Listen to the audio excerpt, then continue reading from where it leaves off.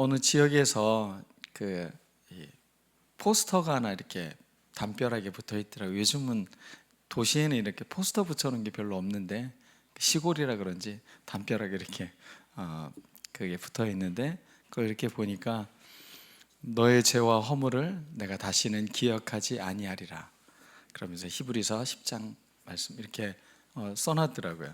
그걸 이렇게 보면서 구원판가 보구나. 그리고 이제 아래 이렇게 쭉 봤더니 그 소속이 그렇더라고요.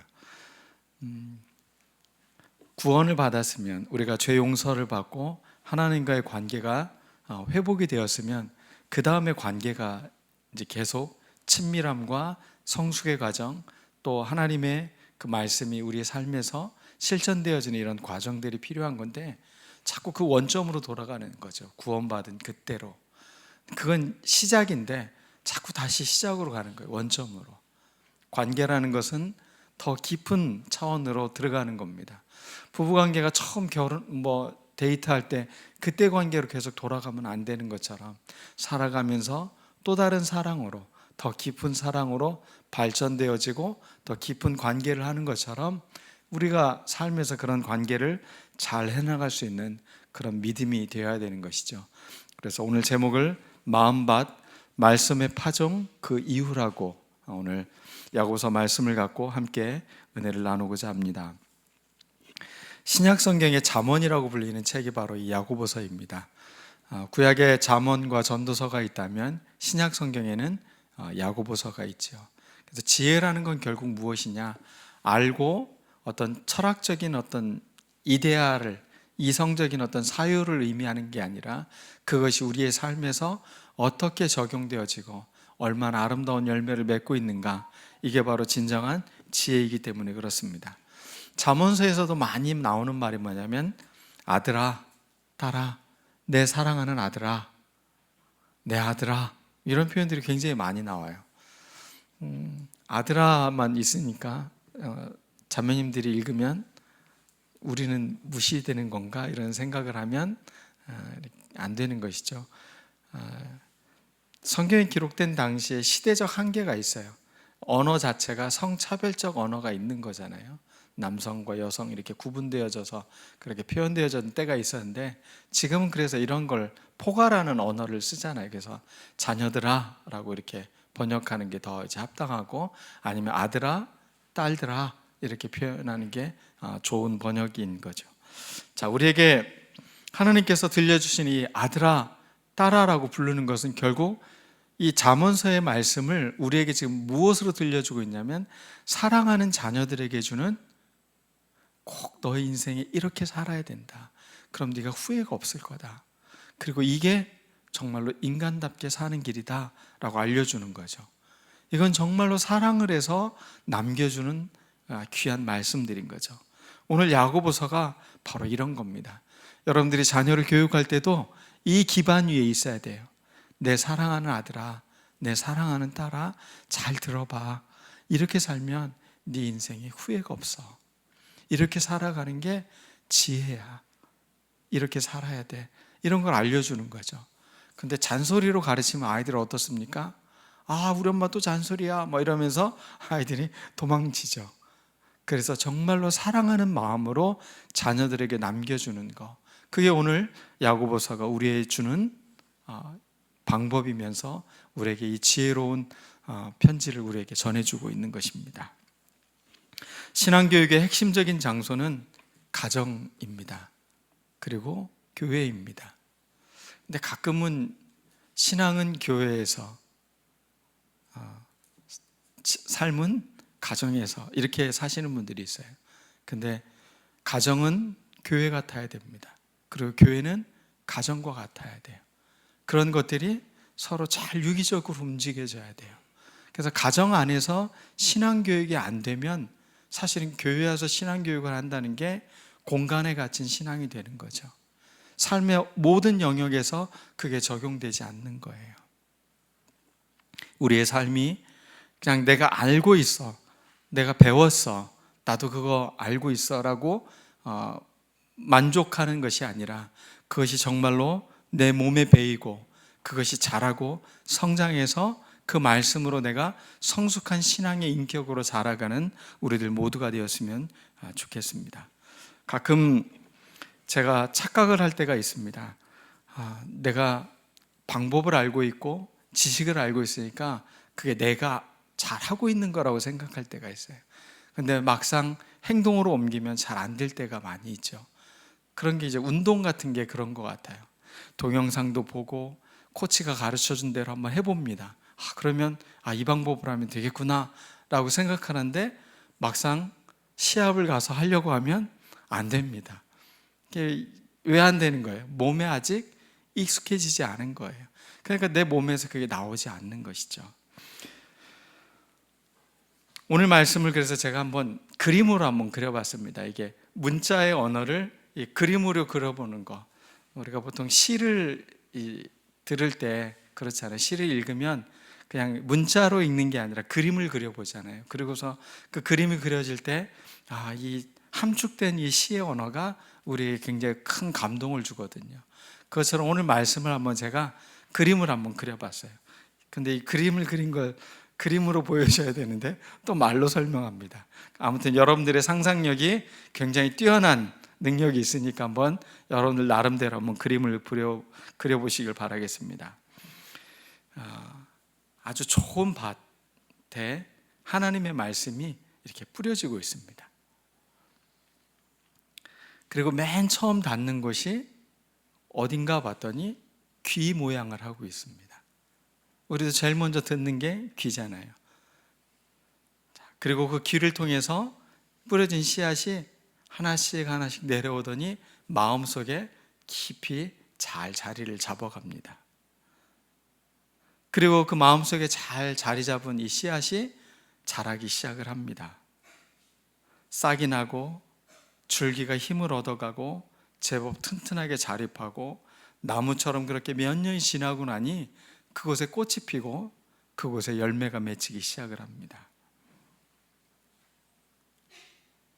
오늘 말씀을 그림으로 그려보면 이런 그림일 것입니다. 이제 손과 발에 갖가지 수많은 열매들이 맺혀져서 그게 전달되어지는 그것. 이 그림의 과정이 처음에는 귀로 전해지는 것이 그 마음에 전해진 것이 가지처럼 이제 손과 발과 행동으로 우리의 삶에서 나타나는 것이죠. 그래서 야고보서로 오늘 사람인자를 써서 첫 번째를 경청인, 두 번째는 마음에는 온유인, 세 번째 실천하는 것, 삶과 이런 것에는 실천인. 그래서 세 가지 사람으로 표현을 해봤습니다. 나는 지금 어디 사람으로 머물러 있는지를 한번 생각해 봤으면 좋겠습니다. 경청인, 온유인, 실천인. 근데 이 세 가지는 하나만 됐다고 해서 되는 게 아니라 그 세 개의 과정이 늘 함께 가야만 하는 것이죠. 귀, 마음, 손과 발, 이 전체적으로 우리가 얼마나 이 말씀을 잘 살아낼 수 있는지 오늘 말씀이 여러분들에게 그런 좋은 거울이 되었으면 좋겠습니다. 자라지 않는 것, 외소증이라는 것도 있잖아요. 이게 자라지 않는, 성장이 멈추는 거. 그것처럼 부모를 괴롭히는 마음이 없을 거예요. 아이가 키가 좀 작아도 속상할 때가 많이 있더라고요. 이렇게 아이들 키워보니까. 그래서 그 돈도 없는데 소고기를 사갖고 와서 저희 집 사람이 소고기를 구워가지고 저는 눈치를 줘서 못 먹게 하고 아이들을 줄 때가 있죠. 그것처럼 이제 엄마의 마음에 어떤 마음이 있는 거예요? 속상함이 있는 거예요. 그래서 우리 아이가 좀 더 컸으면 좋겠다, 잘 자랐으면 좋겠다. 그 부모의 마음에 이런 마음이 있는 거죠. 하나님의 마음에도 똑같이 우리에게 이런 마음이 있어요. 우리의 신앙이 조금씩 더 튼튼해지고 더 성장하고 견고한 사람으로 우리를 세워지기를 바라고 있다는 것이죠. 근데 다시 갓난아기처럼 어린애로 돌아가려고 하는 그런 신앙이 돼서는 안 된다는 것이죠. 그러면서 이제 부모님들이 주로 하는 말들이 있죠. 야, 너 잠 좀 잘 자라. 너 뭐 해라. 이러면서 이제 잔소리가 시작되기 시작을 합니다. 이걸 많이 먹어야 키가 큰다. 뭘 해야 된다. 이런 말들을 많이 하죠. 근데 아이들은 그게 이제 뭐로 들리기 시작을 해요? 귀찮은 잔소리로 들리게 되는 거죠. 근데 우리가 온전한 성숙함으로 잘 자라간다는 건 나한테도 굉장히 행복한 일이고 우리의 부모님 되신 하나님에게도 굉장히 행복한 일이에요. 그리고 내 옆에 있는 사람한테도 굉장히 행복한 일이에요. 온전히 사람이 자란다는 건 정말 귀한 선물과 같은 사람이에요. 그분이 참 이 땅에 와서 참 잘 살았지. 그분을 기억하면 너무 선물과 같은 사람이었어. 이런 고백들을 할 수 있는 것이죠. 우리의 삶이 그런 좋은 선물로 되기 위해서는 이 과정을 잘 거쳐야 됩니다. 처음에는 어떤 거에 과정을 가져야 된다고 했죠? 경청인. 두 번째는 온유인. 세 번째는 실천인. 잊어버리지 않고 여러분들이 오늘 말씀을 잘 이렇게 따라왔으면 좋겠습니다. 자, 하나님과 화해가 된 우리의 관계가 어떻게 발전되어지고 더 깊어져 가고 더 뿌리가 깊어지고 더 힘을 얻고 성숙해 가는 과정인지 그 첫 번째 바로 경청인의 훈련입니다. 온전한 믿음을 갖는다는 건 이 경청의 훈련이 잘 되어져 있다는 것입니다. 그러면서 이 말씀을 듣기는 서두르고 말하기는 늦추라고 이렇게 표현하죠. 그리고 성내기를 늦춰라라고 이야기를 합니다. 빨라서 좋은 게 있고 늦추는 것이 좋은 것이 있습니다.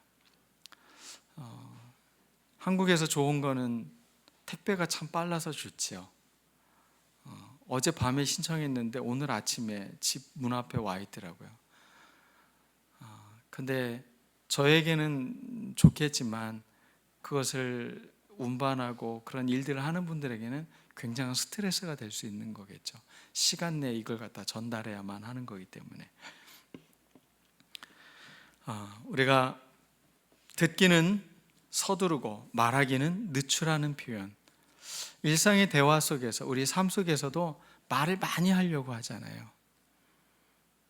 그 MRI를 만든 분이 계셔요. MRI를 만든 과학자 유태인인데 이분이 부모님이 늘 엄마가 이제 학교 끝나고 집에 오면 엄마가 질문을 해요. 오늘은 어떤 질문을 했을까요? 어땠어? 재밌었어? 이런 걸 물어보는 게 아니라 오늘은 어떤 질문을 했어? 이걸 물어보. 학습의 과정이라는 게 결국 뭘 가져오는 거라는 거예요? 질문을 갖고 그 질문에 답을 얻는 과정이라는 것이죠. 그래서 계속 이걸 질문을 한 거예요. 자기 공명장치를 발견한 이 사람이 엄마에게 그 공을 돌리고 있어요. 우리 어머님이 늘 이 질문에 대해서, 그리고 그 질문을 했으면 그 답을 얻는 것에 대해서 늘 자라왔던 삶. 근데 여러분들은 어떻습니까? 아이에게 이렇게 질문을 합니까? 대개는 폐쇄된 질문을 많이 해요. 밥 먹었어? 맛있었어? 뭐 이런 식으로 다 예 아니요만 대답하면 되는 질문을 계속 하는 거죠. 그 아이가, 나도 모르지만 그 아이가 오늘 하루 어떤 과정을 통해 공부를 했고 어떻게 친구들과 관계를 가졌고 이런 것을 아이가 이야기할 수 있도록 열린 질문을 던져줘야 되는데 자꾸 내 말을 먼저 막 이렇게 말을 하는 거죠.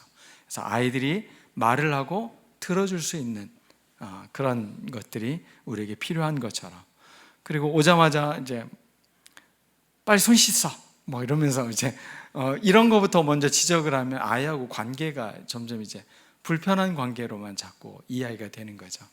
그래서 성내는 것, 말하는 것은 좀 늦추고 뭐 해주자고요? 들어주는 것을 먼저 하자. 관계에서도 잘 들어주는 사람들이 되는 것, 이것은 참 존중하는 태도입니다. 사람이 성숙하다는 건 타인의 이야기를 잘 들어주는 거예요. 그런데 우리가 분주하거나 피곤하면 남의 이야기를 잘 못 듣습니다. 그래서 적절하게 우리가 들을 여유가 있어야 돼요. 그 사람의 말을, 그 사람의 마음속에 정말 말하고 싶은 게 무엇인지, 더 깊게는 그 사람의 영혼에서 어떤 이야기를 하고 싶어 하는지를 주의 깊게 관찰하고 듣는 태도, 이것이 중요한 거죠. 사람의 귀가 이렇게 생겼잖아요. 웨이가 있잖아요. 고막을 중심으로 해서 밖에 그 동그란 관이 이렇게 귓밥을 파는 곳이 웨이입니다. 그리고 고막이 울려서 이제 그 다음에는 이제 다른 신호로 바뀌는 거죠. 소리였던 것이 이제 뇌에서 인식할 수 있는 신호로 바뀌어지는 거잖아요. 그 다음에 들리는 걸 중이라고 하죠. 그래서 그 고막 안쪽에 염증이 생기면 그걸 중이염이라고 하는 거죠. 그래서 중이염이 치료가 안 되는 이유가 직접적인 치료가 할 수가 없는 거예요. 고막이 막고 있으니까. 제가 프랑스 여행 갔다 오고 이 귀에서 이제 물이 찬 것 같고 막 울려가지고 외 쪽에서는 아무런 이상이 없다는 거예요. 그래서 병원에 갔더니 고막을 이제 구멍을 뚫는 거죠. 좀 참으십시오 그러더니 무슨 퍽 하는 그 앰프 소리, 꺼지는 소리 같은 게 퍽 들리더니 구멍이 나고 거기에 석션 같은 걸 넣어가지고 이렇게 막 축 빨아들이더라고요. 이게 쉽게 치료가 되지 않을 때, 물이 차거나 이럴 때는 그렇게 해서 빼내가지고 회복할 수 있도록. 근데 참 놀라운 건 그렇게 작게 구멍을 뚫어 놓으면 시간이 지나면 이게 아물어지잖아요. 그런 것처럼 우리가 늘 일상에 주고받는 이야기를 밥 먹었어 뭐 이런 것들이 아니라 정말로 그 가운데에서 꼭 얘기하고 싶은 그 신호의 이야기를 하는 경우가 있거든요. 그걸 들으려면 경청의 자세가 필요한 거죠. 근데 그거보다도 더 중요한 소리가 있습니다. 모든 인간에는 영혼의 소리가 있어요. 자기의 존재 깊은 곳에서 말하고 싶은 것들이 있어요, 사실은. 근데 그거는 자기도 잘 몰라요. 근데 그 이야기를 꺼내거나 그 이야기를 듣는 사람은 정말로 멋진 사람인 거죠. 영혼의 그 깊은 소리를 들을 수 있을 만큼의 그 내의의 수준의 그런 깊은 경청. 늘 우리가 경청을 한다는 것은 여기까지 이르기 위해서 자꾸 주의를 집중하는 거죠. 그래서 여러분들의 귀가 그런 복된 귀가 되었으면 좋겠습니다. 그래서 우리의 신앙도 자꾸 하나님이 정말로 내게 무엇을 말씀하시는가? 너 뭐 해라, 뭐 해라. 단순한 이 정도의 대화가 아니라 정말 내가 알지도 못하는 나의 영혼에서 정말로 바라고 있는 게 무엇인지를 잘 들을 수 있는 우리들 모두가 되었으면 좋겠습니다. 그러므로 영혼의 소리를 들을 수 있을 만큼 그것은 일상에 이른 언어의 소리 그 이면의 것을 듣는 아주 중요한 경청의 태도가 되는 것입니다. 말을 늦추고 분노를 놓친다는 것, 감정이 휩싸이면 타인의 말을 듣고 싶지 않습니다. 그래서 우리에게 이 감정을 뛰어넘을 수 있는 능력이 있다는 건 참 좋은 거죠. 화가 나고 속상해도 그 사람의 이야기를 그냥 정확히 들으려고 하는 연습을 하는 것, 이건 굉장히 중요한 태도이거든요. 오늘 성경은 지혜의 말씀은 우리에게 그렇게 알려주고 있는 거예요.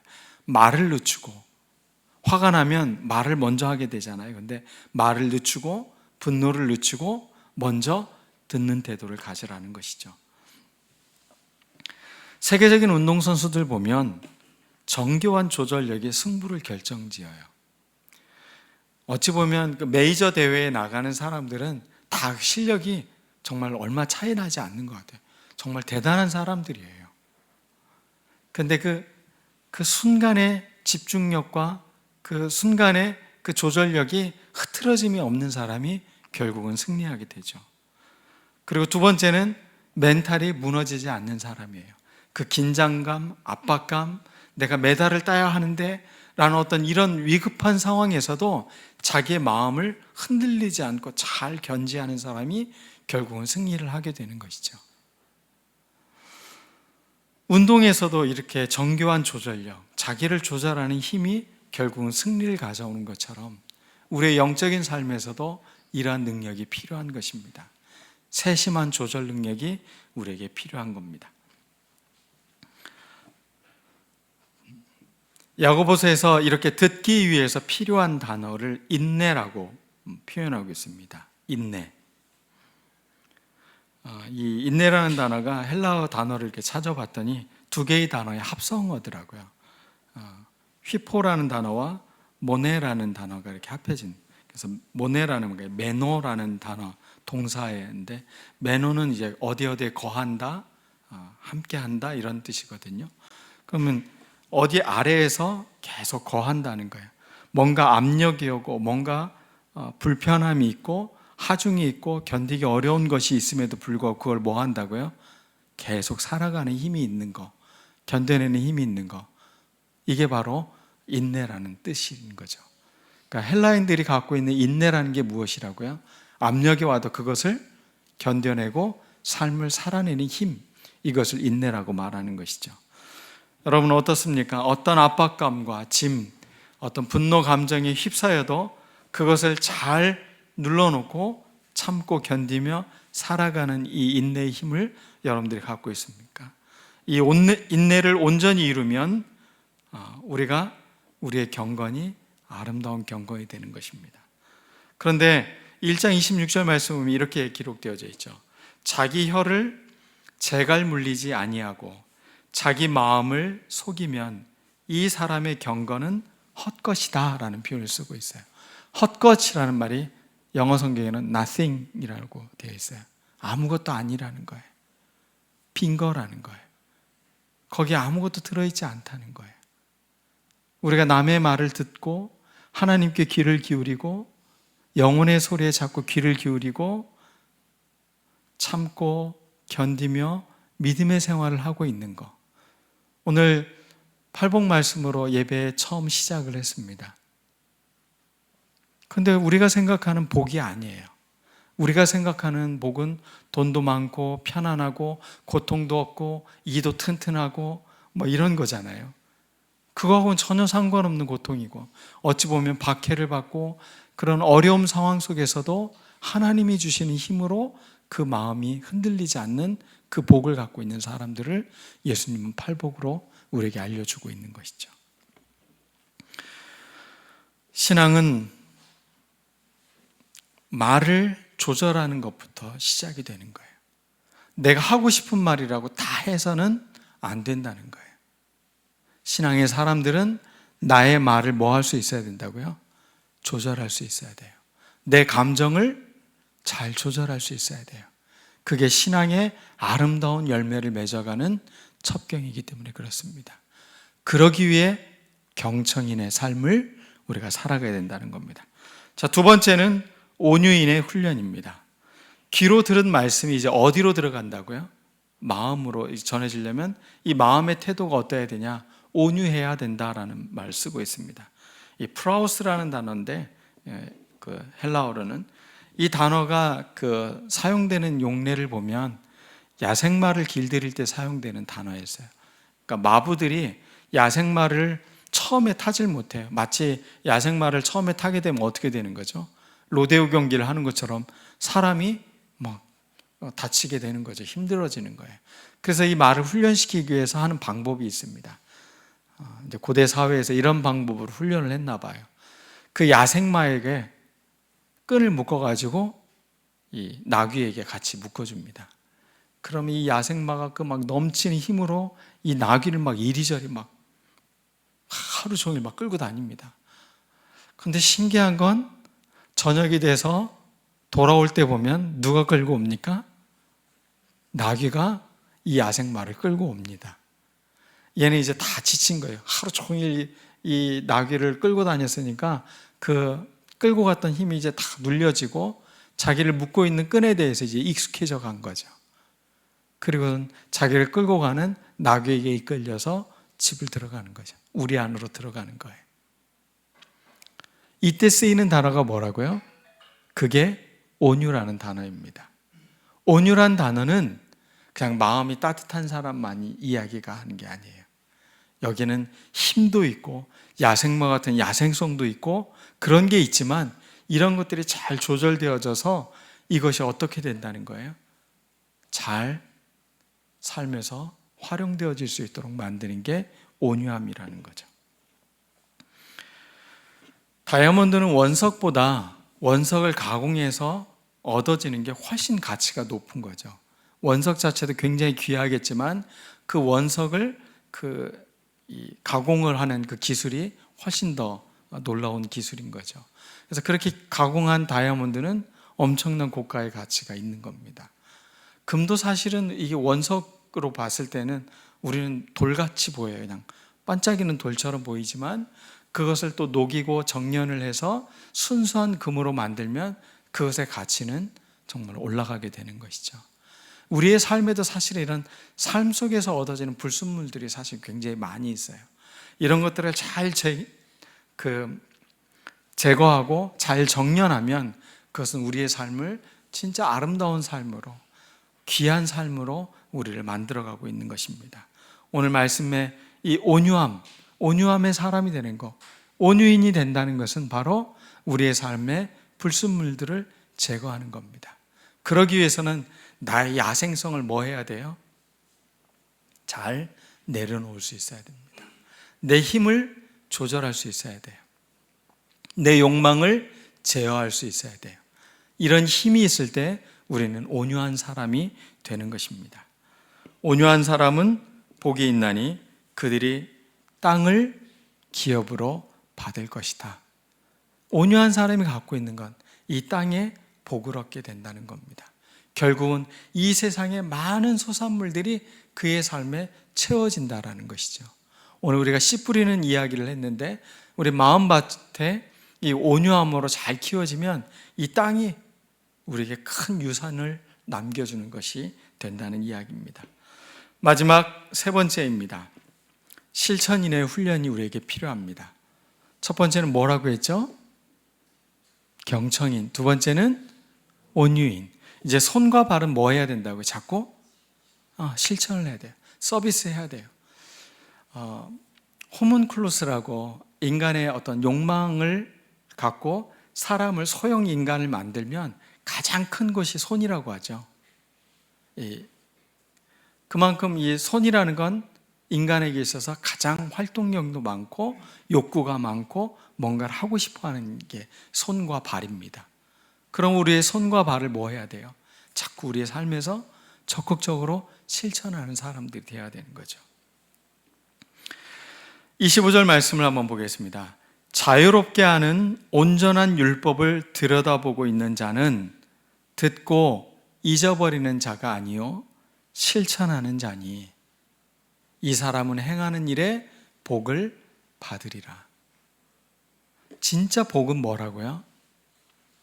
말씀을 듣고 잊어버리는 자가 아니라 이것을 실천하는 자예요.